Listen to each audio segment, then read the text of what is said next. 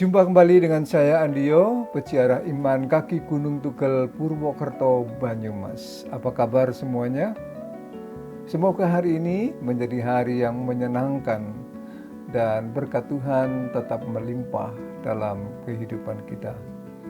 Saudara-saudara, kita melanjutkan perjalanan ziarah kita untuk mengulik dan menguak makna doa Bapa Kami. Hari ini kita sudah sampai kepada ayat yang ke-13 dari pasal 6 Matius. Sebelumnya mari kita berdoa. Bapa di surga, Allah yang baik, penuh dengan kerahiman dan kasih sayang, kami bersyukur untuk rahmat kebaikan-Mu yang menuntun, yang merahmati kami, membesarkan hati kami saat kami merasa kecil hati, meneguhkan iman kami saat kami bimbang, menguatkan kami saat kami merasa lemah, dan menuntun kami saat kami berada di persimpangan jalan. Terima kasih untuk semua berkat-berkat-Mu. Hari ini kami kembali merenungkan sabda-Mu, kiranya Tuhan menolong kami. Di dalam Kristus kami berdoa. Amin. Matius 6 ayat 13. Dan janganlah membawa kami ke dalam pencobaan, tetapi lepaskanlah kami dari yang jahat. Saudara-saudara yang berkehendak baik, kenapa doa ini masuk dalam daftar syafaat doa Bapa Kami? Apakah kita pikir Allah itu senang membawa kita ke dalam pencobaan, sehingga doa kita janganlah membawa kami ke dalam pencobaan? Pasti bukan ini. Sebab Alkitab mengatakan Allah tidak dapat dicobai oleh yang jahat, dan Ia sendiri tidak mencobai siapapun. Dalam Yakobus 1 ayat 13 bagian B. Jadi jelas bahwa ketika kita berdoa janganlah membawa kami ke dalam pencobaan, maksudnya bukan permohonan supaya Allah jangan mencelakakan kita dengan memasukkan ke dalam pencobaan. Seolah-olah kalau kita tidak berdoa jangan, niscaya Allah nanti membawa kita ke dalam pencobaan. Tentu bukan ini yang dimaksudkan. Sebab Allah yang diwartakan oleh Yesus adalah Bapa yang kebaikannya melampaui segala akal, yang rindu dekat dengan manusia, bahkan untuknya Dia rela membiarkan dan memberikan dirinya untuk membuka tingkap-tingkap berkatnya bagi manusia. Bahkan Dia rela memberikan dirinya untuk penebusan dosa-dosa kita dengan menurunkan berkat-berkat pengampunan dengan rezeki dan seterusnya. Masakan Allah yang mau berbela rasa dan berbagi rasa sekaligus menjadi Allah yang mau mencelakakan manusia dengan memasukkan ke dalam pencobaan? Kan yang mustahil kalau seperti itu. Bertentangan dengan hakikat Allah yang penuh dengan cinta. Hakikat Allah yang memiliki rancangan kebaikan untuk kita semua. Nah, kalau demikian, apa maksud doa ini? Saudara-saudara yang berkehendak baik, kalau kita berdoa, jangan membawa kami ke dalam pencobaan, tetapi lepaskanlah kami dari yang jahat. Maka maksudnya tidak lain adalah kita sedang memohon kepada Allah, jagalah, jauhkanlah dari pencobaan. Orang-orang Yahudi juga punya doa pagi dan doa sore yang berbunyi, buatlah kami tidak masuk ke dalam tangan dosa, tidak masuk ke dalam tangan pelanggaran, dan tidak masuk ke dalam tangan pencobaan, dan tidak masuk ke dalam tangan kecemaran. Dan ini doa rutin, jadi kebiasaan mereka setiap hari. Di dalam Mazmur 141 ayat 4 juga ada rumusan seperti itu. Agar supaya Allah membantu, menolong pendoa, agar ia dapat menghindari pencobaan dari yang jahat. Nah, pencobaan di sini berarti juga penderitaan yang ada di bumi. Sebagai murid Kristus maupun ketika kelak Yesus datang untuk kedua kalinya. Oleh karena itu tidak heran Wahyu 3 ayat 10 mengingatkan kita semua agar supaya kita yang tekun menantikan Dia Yesus, maka Dialah yang akan melindungi kita di hari pencobaan yang akan datang itu.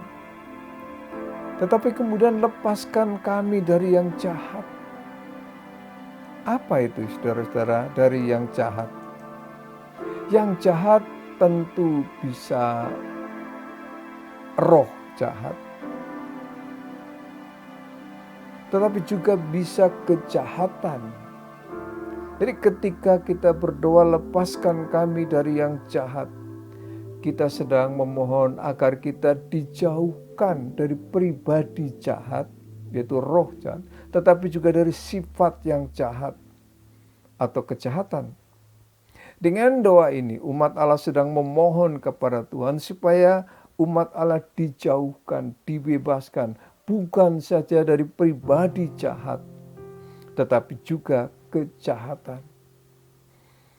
Tuhan Yesus pernah menyampaikan khotbahnya, "Berbahagialah kamu jika karena aku kamu dicela dan kepadamu difitnahkan segala yang jahat."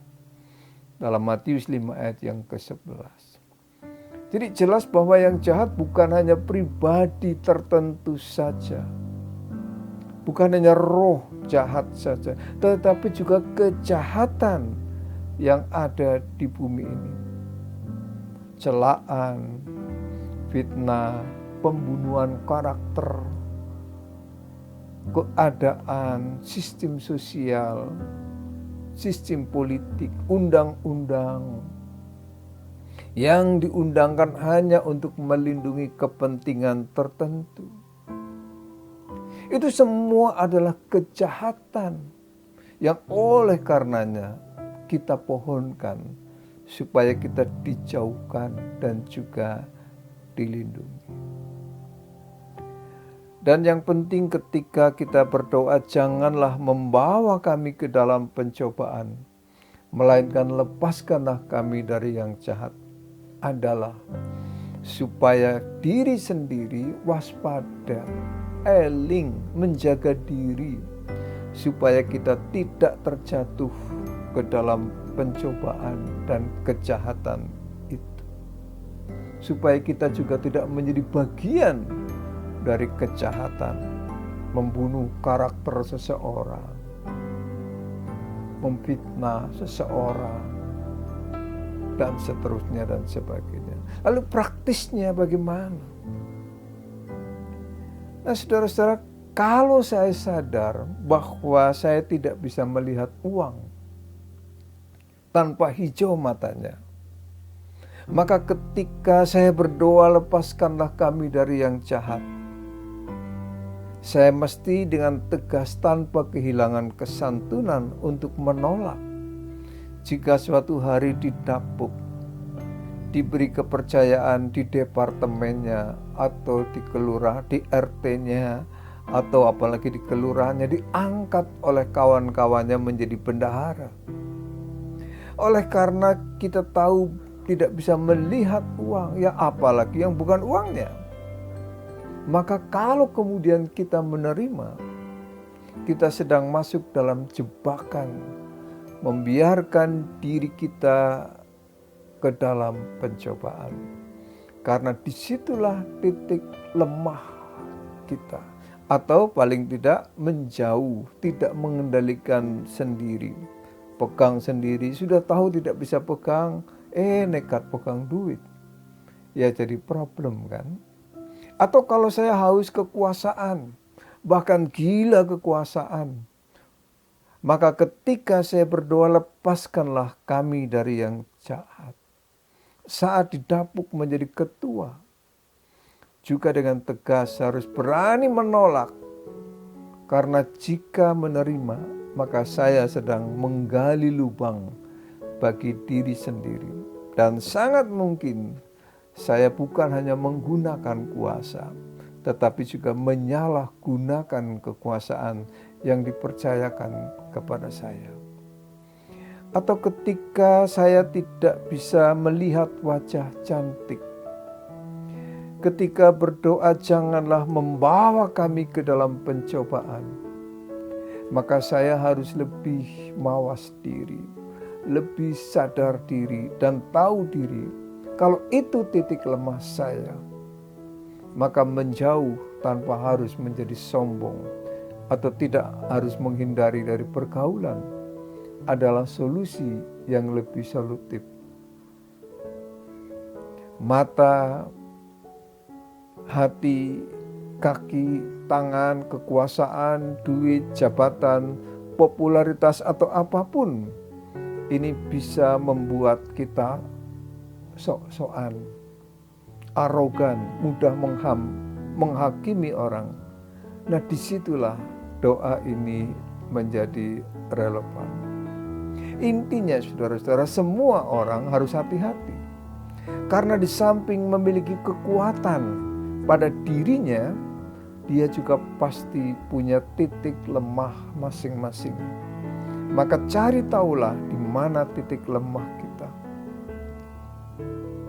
Tempat di mana kita gampang jatuh ke dalam pencobaan. Di situ harus lebih mawas diri, harus lebih sadar diri, dan harus lebih tahu diri. Bisa pada mata, pada hati, tangan, kekuasaan, pada jabatan, popularitas, atau apapun. Itu bisa menjadi tempat masuk kita terjebak dan jatuh di dalamnya. Sampai di sini perjumpaan kita dalam ziarah kali ini. Kita akan ketemu pada ziarah berikutnya. Tuhan memberkati kita. Amin.